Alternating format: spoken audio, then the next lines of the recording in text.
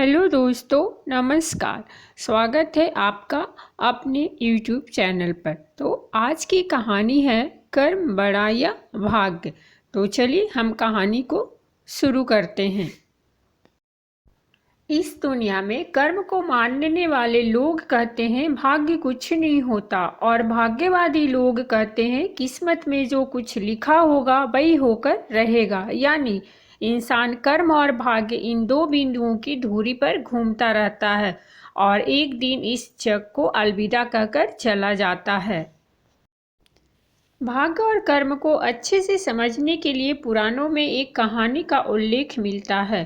एक बार राजा विक्रमादित्य नाम के एक दानवीर, साहसी एवं न्यायप्रिय राजा थे। एक दिन राजा विक्रमादित्य के दरबार में दो व्यक्ति आए और बोले, प्रणाम महाराज, हमने आपका बहुत नाम सुना है, इसीलिए हम आपके पास सही न्याय पाने की इच्छा से आए हैं। महाराज विक्रमादित्य ने कहा, आप कारण बताइए, आप दोनों के साथ उचित न्याय ही किया जाएगा। उनमें से एक ने कहा, हम दोनों में कुछ दिनों से इस बात पर विवाद चल रहा है कि कर्म बड़ा है या भाग्य। मैं कहता हूँ कि कर्म बड़ा है और यह कहता है भाग्य बड़ा है। अब आप ही इसका सही उत्तर बताइए और न्याय कीजिए। दोनों व्यक्तियों की बात सुनकर राजा विक्रमादित्य सोच में पड़ जाते हैं। वह दोनों व्यक्तियों से कहते हैं, आप दोनों के इस प्रश्न का उत्तर देने के लिए मुझे थोड़ा समय चाहिए। आपके इस प्रश्न का उत्तर मैं 3 महीने के बाद दूंगा। आप मेरे पास 3 महीने के बाद आना। तब उन्होंने कहा, ठीक है महाराज, हम दोनों आपसे ठीक 3 महीने के बाद ही मिलेंगे।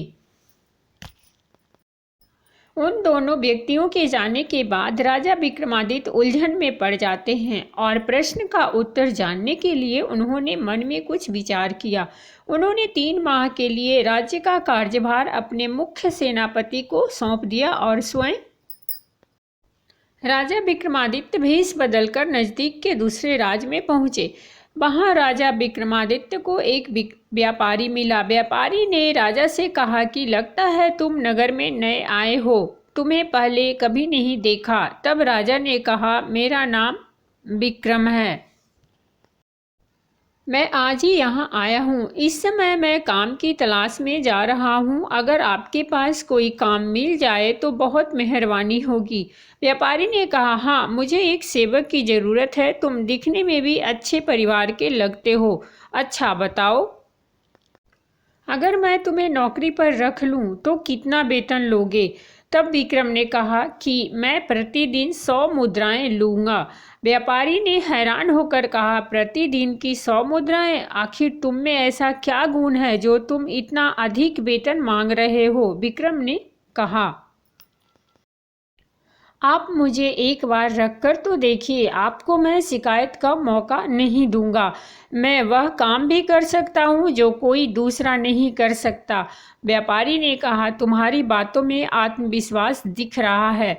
ऐसी बात है तो आज से ही तुम्हारी नौकरी पक्की हुई। दिन भर काम करने के बाद राजा विक्रमादित्य को 100 मुद्राएं मिली। उनमें से आधी उन्होंने ब्राह्मणों को दे दी। बाकी बची हुई मुद्राओं में से आधी उन्होंने गरीबों और भिखारियों में बांट दी और शेष में से कुछ साधु सन्यासियों को दे दी तथा कुछ अपने खाने पीने के लिए अपने पास रख ली। राजा विक्रमादित्य अपनी थाली लेकर जब भोजन ग्रहण करने बैठे, तभी अचानक एक साधु महात्मा उनके पास आए। उन्होंने कहा, बेटा, मैं बहुत भूखा हूँ, कुछ खाने को दे दो तो तुम्हारी विशेष कृपा होगी। विक्रम ने कहा, हाँ महाराज, जरूर मिलेगा, यह लीजिए, भोजन ग्रहण कीजिए। साधु ने कहा, खुश रहो बेटा, भगवान तुम्हारा भला करे। राजा विक्रमादित्य ने अपनी थाली साधु महाराज के आगे रख दी और साधु बाबा भोजन करके उन्हें आशीर्वाद देकर चले गए। राजा को उस दिन भूखा ही रहना पड़ा। आज मेहनत की और पैसा भी कमाया, परंतु भोजन भाग्य में नहीं था। दूसरों की सहायता करने का पुण्य भाव जरूर मिल गया। अगर परिश्रम ही ना करता तो ना भोजन मिलता और ना ही पुण्य। राजा विक्रमादित्य यह सोच ही रहे थे, तभी वह व्यापारी उनके पास आता है और उनसे कहता है कि विक्रम, तुम अपना जरूरी सामान बांध लो, हमें समुद्र पार दूसरे देश की यात्रा जाना है और मैं चाहता हूँ कि तुम भी मेरे साथ चलो। विक्रम ने कहा, ठीक है सेठ जी, जैसी आपकी आज्ञा। व्यापारी विक्रम और कुछ अन्य सेवकों के साथ विदेश यात्रा के लिए निकल पड़ता है। एक दिन अचानक समुद्र में तूफान आ जाता है। तूफान में जब जहाज डगमगाने लगता है तो सभी लोग घबरा गए। व्यापारी ने जहाज के चालक को लंगर डालकर जहाज को वहीं रोकने के लिए कहा। व्यापारी ने कहा कि तूफान रुकने पर आगे चलेंगे। थोड़ी देर बाद जब तूफान थम गया तभी व्यापारी ने कहा, तूफान रुक गया है, अब हमें आगे बढ़ना चाहिए। चालक ने लंगर उठाने की बहुत कोशिश की, लेकिन वह उठ नहीं रहा था। व्यापारी ने विक्रम से कहा, चालक से लंगर नहीं उठ रहा, तुमने कहा था कि तुम वह काम भी कर सकते हो जो कोई और नहीं कर सकता। अब इस संकट से सभी को बचाओ। विक्रम ने कहा, आप घबराइए नहीं, मैं अभी लंगर उठा देता हूँ। राजा विक्रमादित्य जहाज से नीचे उतरे और पूरी ताकत से उन्होंने लंगर उठाया तो वह तुरंत ऊपर उठ गया। जहाज आगे बढ़ने लगा। राजा जहाज में चढ़ने लगे कि तभी जहाज की लकड़ी टूटकर उनके हाथ में आ गई। उसी समय ऊंची लहरें आई और जहाज को राजा से दूर ले गई। राजा टूटी लकड़ी के सहारे तैरने लगे। तभी जहाज हिचकोले खाने लगा और थोड़ी ही देर में जहाज समुद्र में डूब गया। विक्रमादित्य को लगा कि भाग्य से वह बच गया। उन्होंने लंगर उठाकर कर्म किया था, तभी भाग्य ने भी उनका साथ दिया। लकड़ी के टुकड़े के सहारे राजा एक टापू के किनारे आ पहुंचे। वहां पर राजा ने देखा कि वहां की प्रजा में उदासी छाई हुई थी। राजा ने एक व्यक्ति से पूछा, यह पूरे नगर में उदासी कैसी? उस व्यक्ति ने कहा, जिस राज्य की राजकुमारी आज रात 12 बजे मरने वाली हो, उस राज्य में शोक नहीं होगा तो क्या होगा? राजा ने कहा, मैं कुछ समझा नहीं श्रीमान।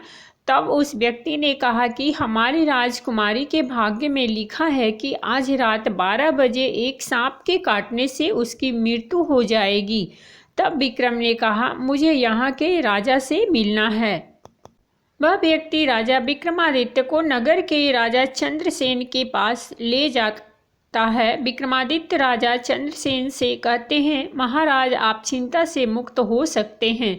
आज रात 12 बजे तक जैसा जैसा मैं कहता हूँ आप वैसा वैसा कीजिए। राजा चंद्रसेन ने कहा, अगर तुम हमारी विपदा दूर कर दो तो हम तुम्हें मुंह मांगा इनाम देंगे। विक्रमादित्य ने महाराज से कहा कि जितना हो सके आप राजकुमारी से दान पुण्य का कर्म करवाइए। राजा चंद्रसेन ने उससे पूछा कि दान पुण्य कर्म से क्या यह समस्या टल जाएगी? तब विक्रमादित्य ने कहा, महाराज, दान पुण्य और अच्छे कर्म हमारा वर्तमान और भविष्य तय करते हैं।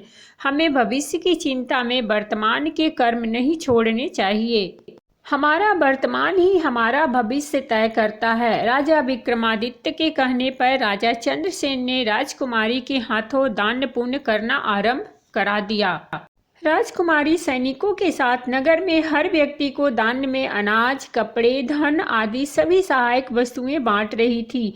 तभी राजकुमारी की नज़र एक नेवले और सांप पर पड़ती है। राजकुमारी ने कहा, लगता है नेवला आज सांप को मार ही डालेगा।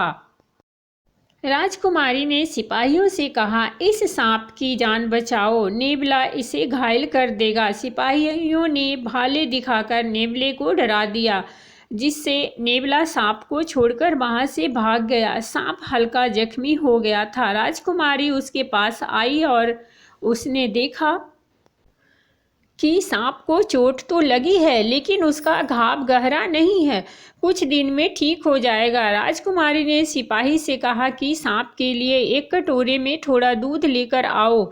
सांप भूखा था, इसीलिए उसने जल्दी जल्दी सारा दूध पी लिया। कुछ देर बाद सांप की माँ वहां आ जाती है। सांप की मां ने राजकुमारी से कहा कि बेटी, आज तुमने मेरे पुत्र की जान बचाई है, ईश्वर तुम्हें लंबी आयु दे। जैसे ही नागिन राजकुमारी को लंबी आयु का वरदान देती है, उसी समय राजा चंद्रसेन और विक्रमादित्य वहां आ पहुंचते हैं। तब विक्रमादित्य ने उस नागिन से कहा, आप मेरा प्रणाम स्वीकार करें। आपने अनजाने में ही इस बच्ची को दीर्घायु का वरदान दिया, जो कि आज रात 12 बजे एक सांप के काटने से मरने वाली थी। सांप की मां ने कहा, शायद इसका भाग्य अच्छा है कि रात 12 बजे से पहले मेरे द्वारा दीर्घायु का वरदान मिलने से इसकी मृत्यु टल गई तथा इसके भाग्य के साथ ही इसके कर्मों ने भी इसका साथ दिया। तभी वहां वह सांप आ जाता है जिसके द्वारा राजकुमारी की मृत्यु लिखी थी। वह आकर कहता है, मेरी पत्नी सही कह रही है, हमारा जीवन भाग्य और कर्म दोनों पर ही निर्भर करता है। अब मैं इस बच्चे की जान नहीं लूँगा, इसके भाग्य में दीर्घायु होने का वरदान प्राप्त था। नाग नागिन अपने बच्चे को लेकर वहां से लौट जाते हैं। तब महाराज चंद्रसेन विक्रमादित्य से कहते हैं कि आज आपके कारण ही मेरी पुत्री की जान बच पाई। आप जरूर ही कोई भले व्यक्ति दिखाई देते हैं, मुझे अपना परिचय दीजिए। वह कहता है कि मैं राजा विक्रमादित्य हूँ और जहाज डूबने के कारण वहां पहुंचने की अपनी सारी कहानी राजा चंद्रसेन को सुनाता है। महाराज कहते हैं, चिंता मत करो, हमारे पास एक जादुई घोड़ी है, वह उड़कर दुनिया के किसी भी कोने में जा सकती है। आप उस पर बैठकर समय से अपने देश लौट जाएंगे। और फिर राजा विक्रमादित्य उस जादुई घोड़ी पर सवार होकर अपने नगर में पहुंच जाते हैं। अगले दिन राजा विक्रमादित्य ने उन दोनों व्यक्तियों को महल में बुलाया और कहा, आपके प्रश्नों का उत्तर मुझे मिल गया है। वास्तव में सत्य तो यह है कि दोनों एक दूसरे से संबंधित हैं। अगर आप अच्छे कर्म नहीं करेंगे तो परिणाम स्वरूप आपका भाग्य भी आपका साथ नहीं देगा। अगर आपका भाग्य अच्छा नहीं होगा तो आप कर्म भी ठीक से नहीं कर पाएंगे। अपना नित्य कर्म करो। भाग्य और कर्म दोनों साथ साथ ही चलते हैं। यह एक ही गाड़ी के दो पहिए हैं। अगर भाग्य साथ दें किंतु कर्म ना करो तो कुछ भी प्राप्त नहीं होगा। इसी तरह यदि कर्म करो पर भाग्य साथ ना दे तब भी कुछ हासिल नहीं होगा। दोनों व्यक्ति राजा का उत्तर सुनकर संतुष्ट होकर चले गए, क्योंकि कर्म ना करने की अपेक्षा कर्म करना ही श्रेष्ठ है। अगर आपने कर्म किया है तो उसका फल आपको अवश्य मिलेगा। अनुकूल कर्म किए जाएं तो भाग्य को अपनी ओर मोड़ा जा सकता है, परंतु भाग्य के सहारे बैठकर कर्मों से दूरी बना लेना ही पराजय, दुख और परेशानियों का कारण बनती है। कर्म या भाग्य दोनों में से कोई भी छोटा या बड़ा नहीं होता। वास्तव में भाग्य हमारे कर्मों का ही परिणाम है। तो ये थी हमारी आज की कहानी, और आपको कहानी कैसी लगी आप हमें ज़रूर लिखें।